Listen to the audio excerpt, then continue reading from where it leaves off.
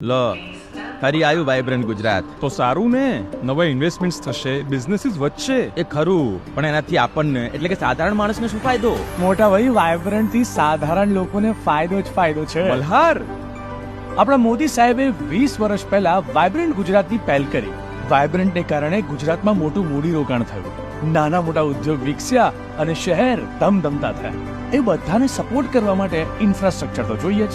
એટલે જ તો metro train, bullet train, gift સિટીમાં કોર્પોરેટ ટાવર્સ અને દુનિયાનું સૌથી મોટું ઓફિસ કોમ્પ્લેક્સ સુરતનો ડાયમંડ બુર્સ વગેરે જેવા પ્રોજેક્ટ ડેવલપ થયા. ક્યાંય ને ક્યાંય આ દેન વાઇબ્રન્ટની જ છે.